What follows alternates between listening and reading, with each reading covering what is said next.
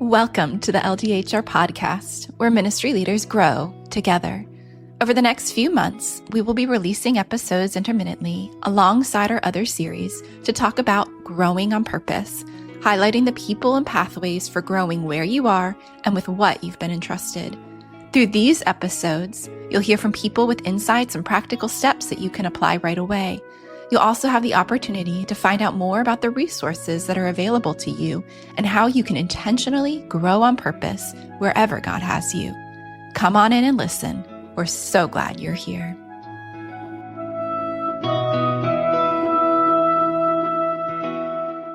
Well, welcome to the LDHR Podcast. Today's episode is a really special one. We're joined by three experts in the Birkman Method: Mark McGowan, Cy Farmer, and Erin Layne. Welcome to the LDHR Podcast. I'm really happy that each of you are here with me today. I'd love for each of you to just maybe take a minute and introduce yourselves and kind of share your connection with Crew and with the Birkman. Great. This is Erin Layne. I've been on Crew staff since '88. So that dates me. And I was certified as a Birkman consultant in 2001 and then became a trainer maybe 4 or 5 years ago. So I've been using the Birkman ever since then. I've served in the States and then over in former Soviet Union for 3 years, 91 to 94, and then returned to work with HR. Well, I was getting my counseling degree at Denver Seminary while I worked on campuses in the Denver area, worked for a few more years there, and then moved to an HR staff care leadership development role. Fantastic. Welcome, Erin. Okay, Cy Farmer, my wife and I joined staff in 1973, the year after Expo 72. So we've been around a while. We have white hair. We're old, but we think young. And Birkman has helped us do that because we get to do Birkmans with a lot of young staff. And I just love the whole process. Of course, I've always loved people. And the reason I got into Birkman, I was trying other diagnostics, the classic ones, DISC, Myers-Briggs, and all those. I even tried to write one of my own. I called the Personal Satisfaction Survey, but it was heavy, untested, so I threw that out the window. But when Birkman came along, I figured, I just love Birkman. Great. Welcome, Cy. And I'm Mark McGowan. I joined staff in 2009. I served in various roles in East Asia with Leader Impact, with high school ministry, and then left East Asia and then joined the global BP LDHR team. And I left staff. I'm now affiliate staff with Crew to now work for Birkman. So my role at Birkman is helping Birkman certified professionals in many different forms of industry, from nonprofits to Fortune 500 companies, be successful in implementing Birkman and helping Birkman solve the problems that they have within their workplace. Amazing. Welcome, Mark. That's great. So for those who may not be familiar, how would you describe the Birkman Method? What are we talking about it? And if you haven't shared, what first drew you to it personally? Well, I'll jump off because obviously Erin will share her ideas, but Mark's got deep expertise in it now because he works there. But basically, Birkman measures underlying needs. There's virtually no other tool that does exactly the same way. Mark can give more precise explanation of that. But needs is what you need from your environment and others to feel satisfied. And it just captivated my attention. And I found it so helpful. I've also found, and I think Mark and Erin will agree with this, Birkman basically is a lifelong report. Unless you go through some major trauma in your life, Birkman doesn't really encourage you to take the questionnaire more than once if you're satisfied with it. So I just love the tool, and I found it extremely helpful. As a matter of fact, we were in France for a number of years and doing it with about 40 French staff. The most common refrain was, "I cannot believe how accurate this is." I'd say also it shows the needs, and it's the only assessment that uncovers those invisible needs for us. But it is a strengths-based assessment, and it gives us both the opportunity to understand ourselves more deeply and to be able to understand others in different ways as well. So it's validated really by our perceptions of others. It's the only assessment that has both relational and career occupational observations in the same assessment. And what drew me to it as I began to work in HR, I got my counseling degree to go deeper in discipleship. And I felt like this tool, more than any I'd ever seen, could really help me coach our staff. I started working and doing the Birkman with every new staff, which gave us opportunities to put action points on their PDPs, their personal development plans, right as they were in the height of MPD, Ministry Partner Development. So a lot of stress came out. The Birkman shows us these stress reactions and gives a prescription for how to get out of our stress. So that was huge. And then as I began doing team buildings in our region, former region, it really provided a common developmental language for us to be able to understand each other's strengths and respect them, to come from an objective, positive perspective. And it really changed the way we thought about ourselves as we were able to implement that regionally here.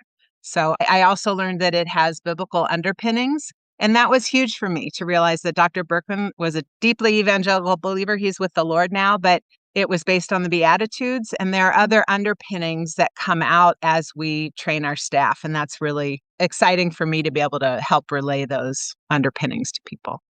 And just to add, one of the things that Birkman does really well is it challenges assumptions that we make a lot about ourselves, because a lot of assumptions are that, for instance, the way I communicate about myself, I want that in return. But Birkman challenges that assumptions by looking at what do we expect. And as Saya talked about, the needs that we have and the expectations.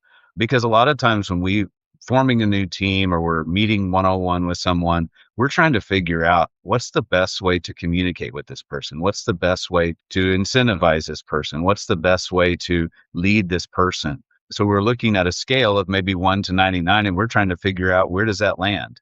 And when we look at Birkman, we could say, that lands actually as a 79, or that lands in this area, and we can start there. And it actually decreases the time that it takes for someone to learn. And so it can take a team forming together, go from 18 months down to 6 months as part of what they're doing. And so that really is a draw to Birkman, because it's not really telling you any information that you're not already trying to figure out. It just gives you that information, helps you get to the conclusions faster.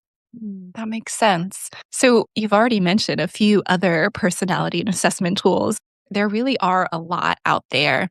What do you think really makes Birkman distinct in how it helps people understand themselves and others? Well, I think that there are a couple things that Birkman does that sets it apart. As Erin mentioned, the career piece, the comprehensive piece of Birkman by adding career is something that you don't get in any other assessment as comprehensive. You make him put together a series of assessments to get there. So the depth and complexity of Birkman is a strength. But I think what it really does well, it's built around perception and expectation, not just self-description. So it's not just describing how you show up or who you are, but a foundational piece is how Birkman interprets how you see most people and the social environment that you expect around you. Because we believe at Birkman that our behavior is strongly shaped by meaning, not just circumstance. And so I can say that I show up this way, and I can say that, and I can show up that way and really work hard at showing up that way. But that's just me trying to show up a certain way. That may not be the true me. And so Birkman, when you look at the needs and expectations, actually dives into our true self, which is looking at the expectations of how we see other people. And we believe that may be a more accurate perception of who we are. Mm-hmm. I think we could also say human behavior is basically universal. Culture can have an impact on that behavior and sometimes dictate changes in that behavior for the societal rules or whatever it might be. We have about 24 languages. And the point is that even though a lot of the people doing Birkman may not be able to communicate in the same language, when they talk about behavior, they find many, many things in common because basically human behavior is universal.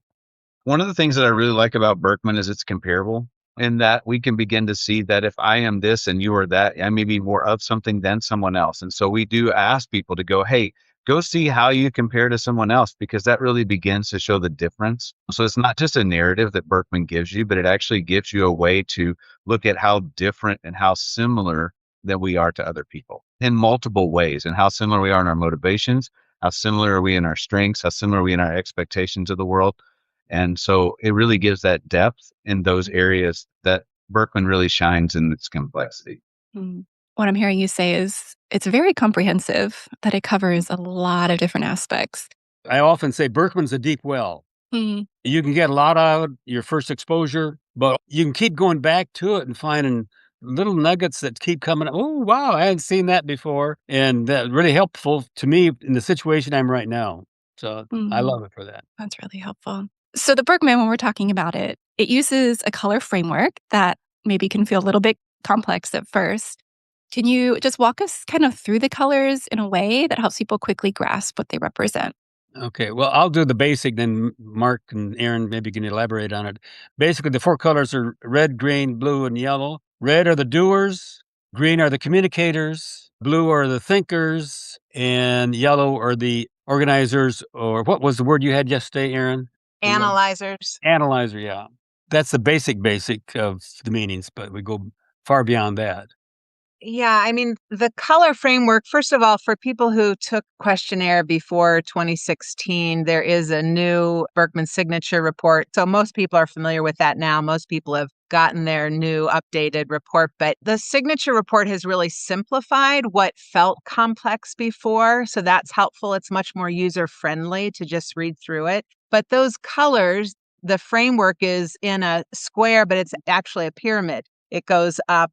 And so we can see differing degrees of each of those colors in how we show up in our motivations or interests. And then also our strengths, which are our usual behaviors, and our needs and stress behaviors. So it's a way to put us each on the map in one place. And it has a lot of implications for that comparative piece. So when we do team buildings, we'll all stand in a square and we'll see those differences because it's like, oh, I'm over here in the blue. I'm a thinker. I'm an idea person.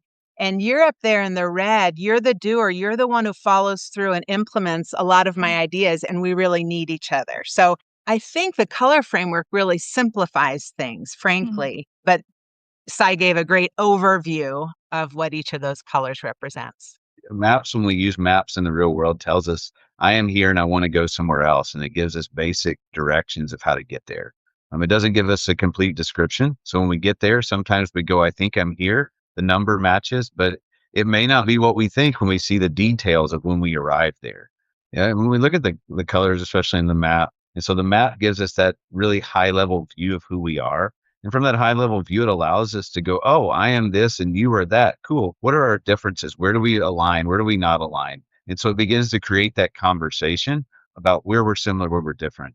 And so I think when we look at that in the different dimensions, that helps us begin to go, oh, wow, there are some differences here. And then as Birkman goes into the rest of our signature, we can begin to see what are some of those differences specifically, or what are some of those similarities that we can dive into. So it does give you the details once you begin the conversation by looking at the map and giving you a color, as you had mentioned with the 4-color framework.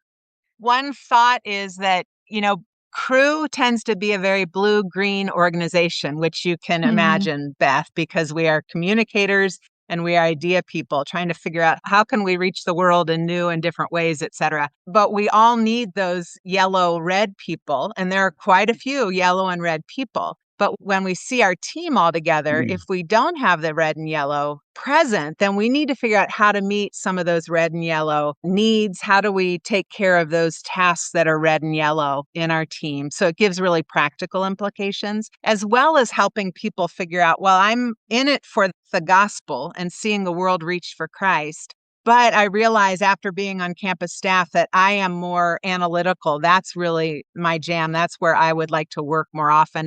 And they can find a more effective niche for themselves by moving into a more yellow or red position.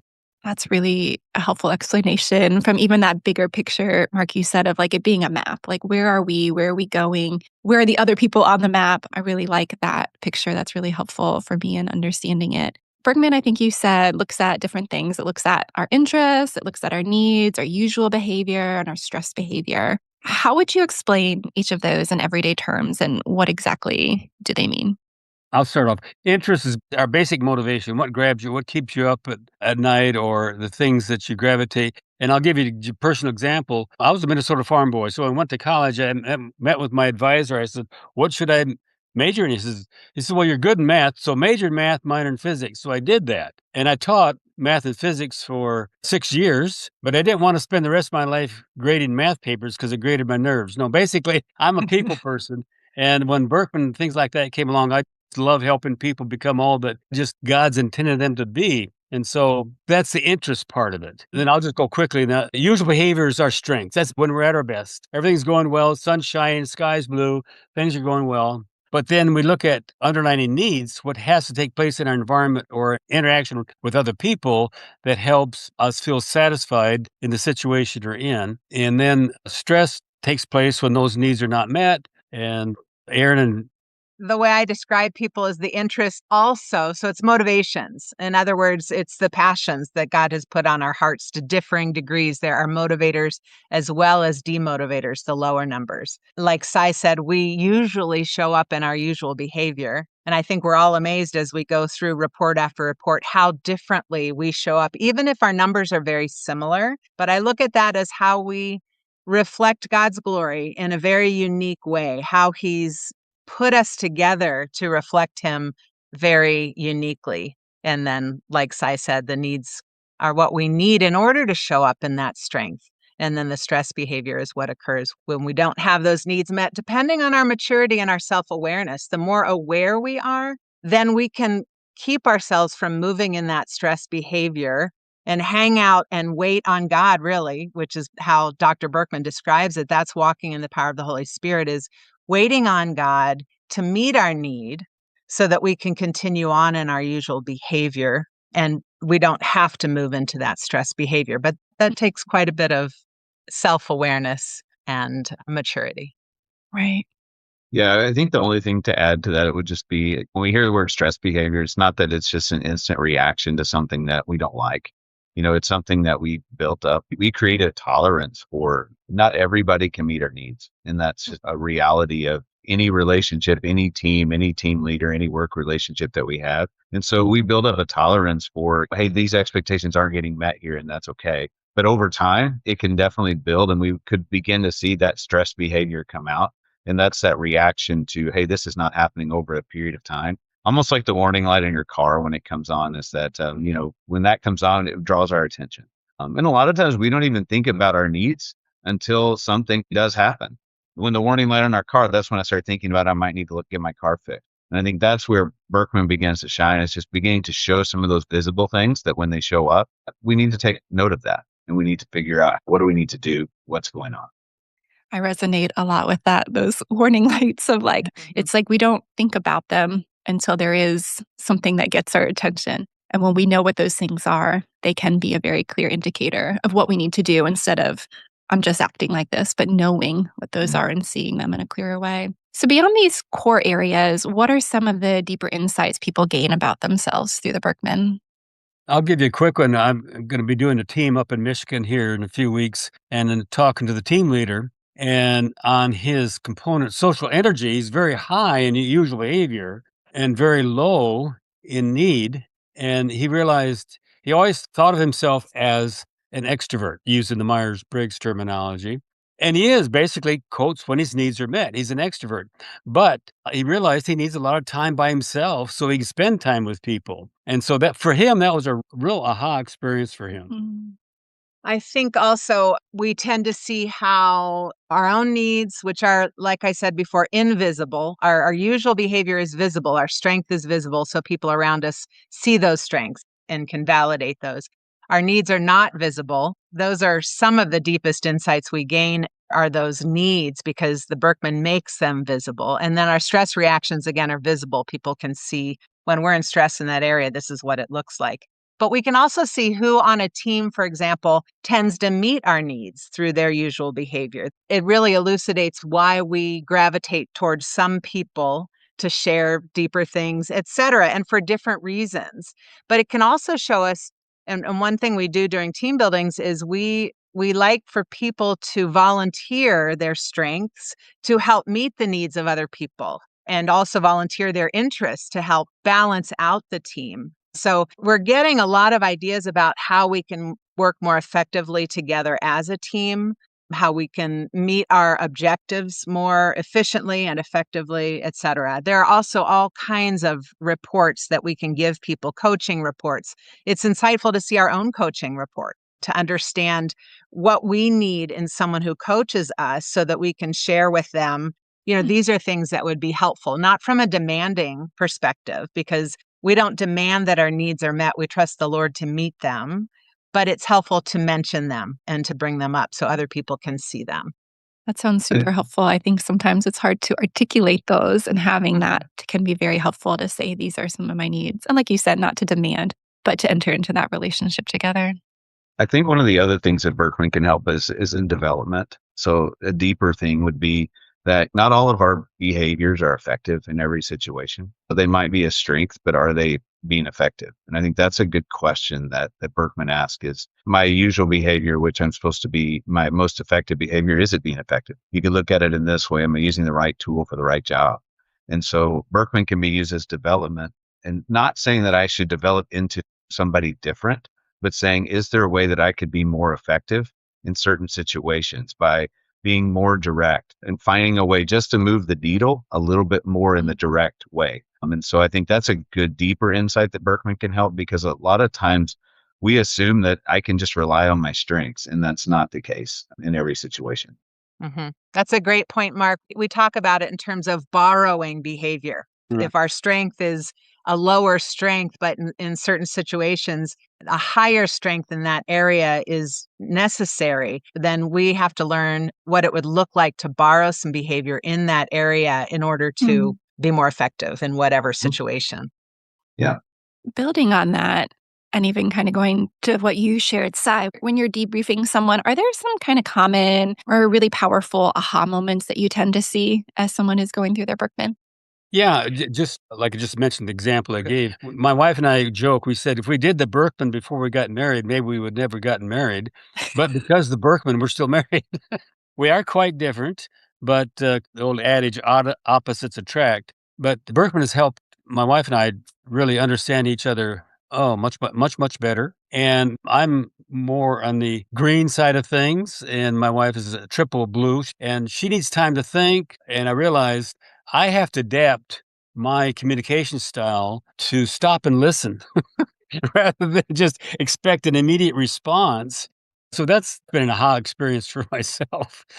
It's helpful for me too, Sai, being on a team with you, that you stop and listen. I mean, it helps us not just in marriage, but that certainly helps us all the way Yeah. around.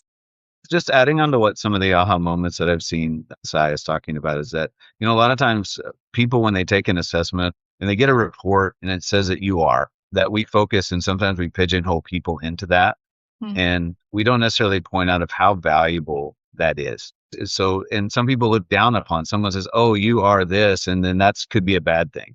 I think one of the aha moments that Berkman does is help present that what you bring to the table and who you are and your personality actually is valuable to the team that you're on, to the relationships, and your perspective matters. And so a lot of people have aha moments when they realize, yes, it might be different than the rest of the team, your perspective, but my perspective does matter. And there are advantages and figuring out how a team can leverage, or how I can leverage my perspective in a world that might be different, that might see the world very differently.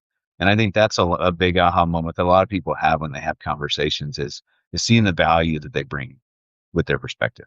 I love that. Yeah. Another thought, Beth, is big aha moments when we talk about people's interests and giving people permission to make sure that those highest interests are incorporated in their lives and work. But if not in their work, for example, artistic, musical, literary, for some people, if they're on campus staff, they might feel like, well, I don't really get to use that very often. But there are ways to use it in our personal lives. If our motivators or interests are a 90 or above, it's not only an area of interest, but an area of need. So I've been working with a couple who are in their early 50s, they're in HR and looking for their next placement and positions in life, whether it's with crew or outside. And we've certainly found plenty of things within crew, but the woman in particular has these motivators that are needs as well in her lives. And it's really changed her life to incorporate this artistic and musical pieces on a daily, weekly basis to just help her feel more satisfied in life so that she can show up in her job more effectively.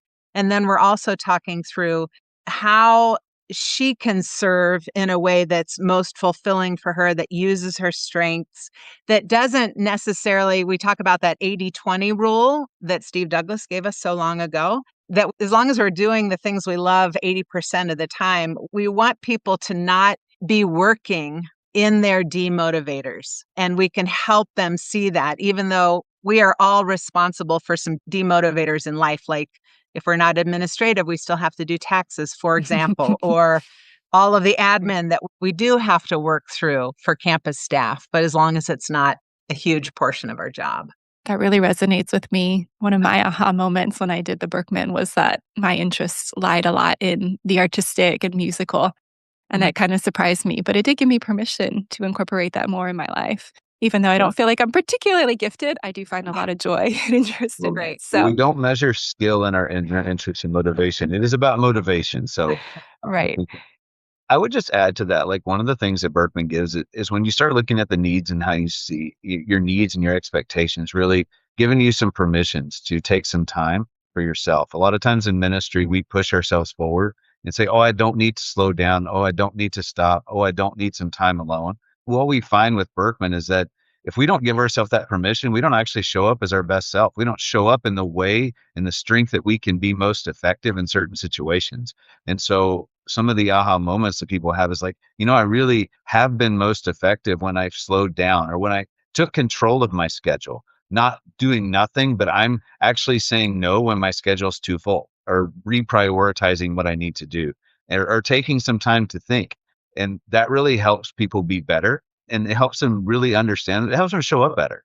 And I think that's one of the big aha moments is giving people permission to do that. For me, one of my big aha moments was if you make me sit in front of a computer for 5 hours a day, I get very restless and actually become unproductive. But if I could do that in short spurts, I can actually be more productive in doing it in short spurts than if you make me sit down and focus on one thing for a really long time. And so that's just one of the things that helped me on staff is give myself permission when I was working from home to walk around the house periodically, to go for a walk, or to do those things that allowed me to be able to refocus and be able to be more productive. That makes a lot of sense. We've already talked about it a little bit, but let's just dive in a little deeper. How can Birkman be especially helpful for someone trying to grow personally? But then how does it also become a powerful tool for leaders working with a team?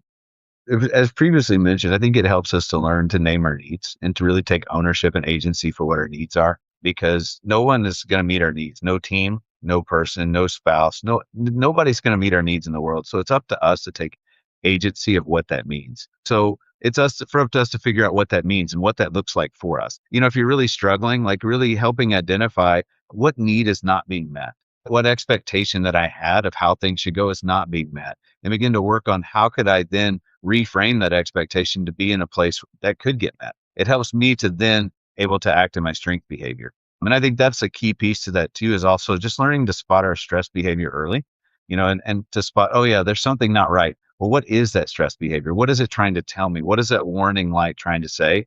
Because if we don't spot it early, the problem is it begins to go into a spiral and it can only get worse and worse. So for instance, if we begin to feel fatigued, well, what is it that's causing us fatigue?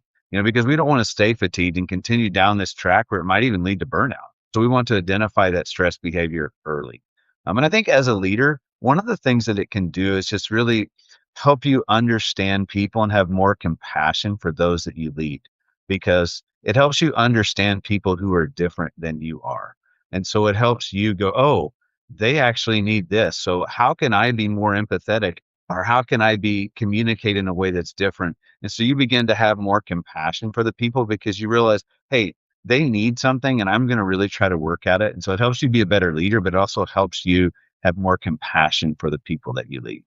I would add to that, or just a personal example. I had a leader who was reaching out to us to have her Birkman done, and I did that. And it became obvious she had stepped back out of team leader role and was on sabbatical and had some areas of personal growth that she wanted to mature in. She was not going to return to that team leader position. And, we're always trying to discern as we're talking with people, where it's not just us, but asking the Holy Spirit to really help us to see this person and lead us, in these pathways of growth.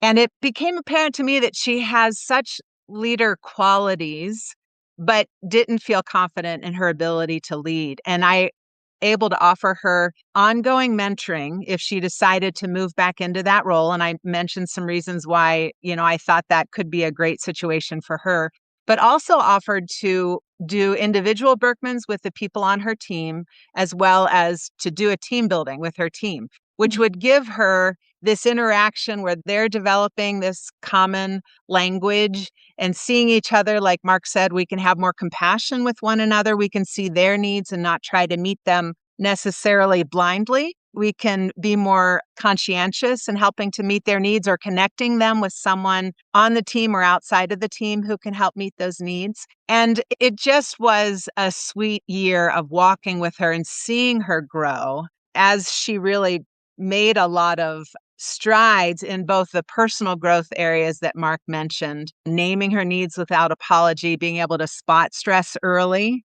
and manage it effectively. And then also as she was able to lead the leaders on her team more effectively and to give them language that would help them see the strengths in one another objectively as positive things and not negative things, because some of them didn't tend to meet their own needs. We can do that. We can judge people by thinking negatively of them if they don't tend to meet my needs. And that's pretty self-centered. So we can look outwardly and be more effective. I'll throw an idea here. When we are working in our area of strength, it's wonderful. But when we look at interests, we also look at skills. And for example, I'm skilled in mathematics. I majored in mathematics. What I enjoyed about teaching math was the interaction with the students. And so the idea is that when we look at our interest, if we can kind of reframe what we're doing in terms of our interest. For example, if we're doing a yellow task, an administrative task, we might be good at it, but our real interest is people, is on the green side, helping people. When we're doing these administrative tasks, rather than just thinking about the actual task itself, I'm doing this because it's helping people. So it's kind of reframing the task in terms of our high motivations. It sounds like taking a yellow thing, but wearing green glasses Exactly. to do it. Exactly. Right. You get it. So in ministry settings, where we're talking a lot about, and you guys have given some really great example, we know that time, energy, people are often stretched. How have you seen Birkman really then help leaders steward their teams more thoughtfully? You've talked about compassion, but could you give a few other examples of how that has worked? I think a big piece just is looking at preventing burnout. I think that's a big piece in what Birkman can help us do, because it helps us understand what's our pace. By looking at the component of physical energy, we can see, well, what kind of pace do we expect? I mean, when we say pace, and it's not like one person runs really fast and the other people don't do anything, but it's the amount of the things that you put into your schedule and how much it takes to sustain that. And so I think one of the things that Birkman helps us do is to understand that, everybody's busy and ministry's always going to be busy and there's always going to be more ask of our time. It never stops. But how can we maintain our schedule and pace at a way that helps us continue and be successful in the long term and not be successful in the short term, but then not last because we haven't set the right pace for what we need to do. I think too, it also helps us with our social time, because a lot of people they appear very social, but they don't have the same expectations and needs of the world. And with the role of being in ministry, a lot of times there's high demands that we are social a lot, that we are interacting with people, that we're having to create conversation, have small talk with people to interact. I think understanding what does it take for me to be that by looking at your needs can really help someone understand and be the best. Because when we're a meeting of students, we want to make sure that we're at our best and able to interact and not wanting to pull away from that meeting because we don't have any energy and able to do that. So I think when we look at Birkman helps us understand those two things. I think that really helps. Those are just two examples of how I could see Birkman being used in a ministry context. That's great. And I think it's also coming back to that team perspective instead of being just the self-centered perspective of like, what pace are we going to run at? It's not just me personally, but even as a leader, like, what's the pace of my team? That's going to be us thriving together. That's really helpful. And that was one of the things that I've seen in working with a team when I was on staff with Crew, is that we had a leader who was running at a very fast pace, and the rest of his team, he couldn't project his pace onto the rest of the team because the rest of his team couldn't keep up. So the conversation that we had as a team was, we need to make sure that he is running at his pace, and we let him go. We let him run at his pace and keep going, but we're checking in on him to make sure he hasn't fallen off the cliff, because eventually no one has an unlimited supply of energy. He just can go longer at a faster pace than other people, but making sure that the other people on the team are still able to accomplish what they need to accomplish, the ministry goals and the things that we're set out, but at a pace that's more sustainable for them. And so the big aha moment was, let's talk about that. Because as a leader, you can't implement your pace on everyone else because it may not make them successful. That's so helpful. Well, whether or not someone has taken the Birkman, what's one mindset shift you'd want every listener to walk away with about how they interpret their own behavior and the behavior of others? We can assume behavior is data. It's not a verdict. When you see someone's reaction, don't judge them. Don't jump to a character judgment. Birkman helps us begin to reframe that. When we see someone's reaction, we may say, what might they be needing that they're not getting? We could ask, what story might they be telling themselves now? Because it could be not a reaction to something. It could be something that's going on inside of them. Maybe we ask them maybe what strength that they're trying to use that may not be the right strength. They may be overusing that strength, the wrong tool for the wrong job. Because just this not judging people, but beginning to understand people. And it's just giving us an ability to dive deeper into what that looks like. Birkman gives us the data. It's not a judgment. It's not a verdict. It just gives us the data on where we can go and to ask deeper questions and probe more into what's going on. Yeah, I agree, Mark. That's a great phrase. Assume behavior is data, not a verdict. And also, as we're talking to people, whether it's individually or within a team, again, people might have a similar number, quote unquote, for a need. But we're asking them, what does that look like for you? And it might look completely different, but there will be some characteristics that will be similar within it. But I'm going to ask, well, what would it look like to meet your need? Because if I'm within 20 points of behavior, for example, if I show up in my usual strength, which is my usual, then if your need is within 20 points, I can meet that every day without really thinking about it. So that's helpful to understand. But if I'm, say, 60 points away from meeting your need and how I show up every day, I can meet that on a one-off, but I can't sustain it. But I really need to know what that would look like for you. And again, maybe other people on the team meet that on a daily basis and more regularly. But I want to help, because if we're on a team together, to be honest, we love one another. That's our calling. And that makes us effective in even our love for one another will make us more effective in seeing the gospel reach others. Then I want to know what it would look like to love you more effectively. And I can do that on a one-off. So it gives us helpful footholds, handholds on that climbing wall to really be able to work more effectively together as a team.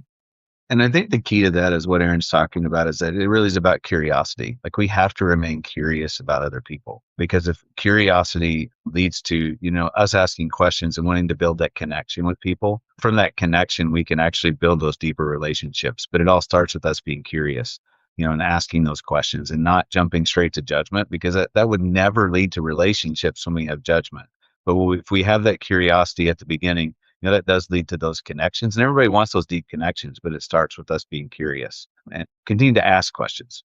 I think having that phrase in my mind is helpful, to say that behavior is data, not a verdict. I think would allow me to be more curious when someone acts a certain way, to say, I wonder, what has caused this? What needs are not being met, or what's behind that, instead of saying, this means this person is exactly like this. Yeah. That makes a lot of sense. So how can our listeners find out more about the Birkman if they would like to dive in deeper? Well, they can email us. Our email address is berkman@crew.org.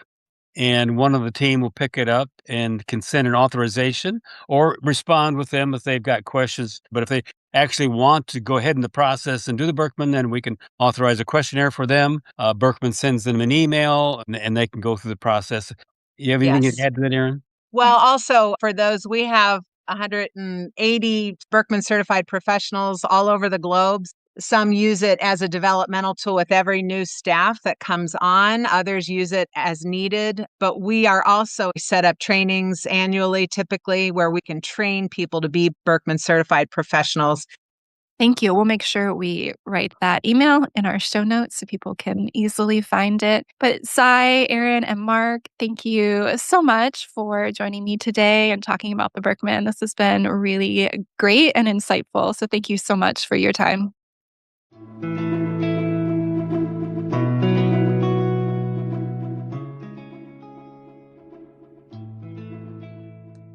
What's been your experience with the Birkman? One of my biggest takeaways from today's conversation is that behavior is data, not a verdict, And that invites me to stay curious about others. What challenged you today? And what's one step you can take to grow on purpose, both personally and as part of a team? If you've enjoyed this episode, please like it and share it with a friend. And be sure to subscribe. We've got some great content coming your way. I hope you keep growing on purpose, and I'll see you next time.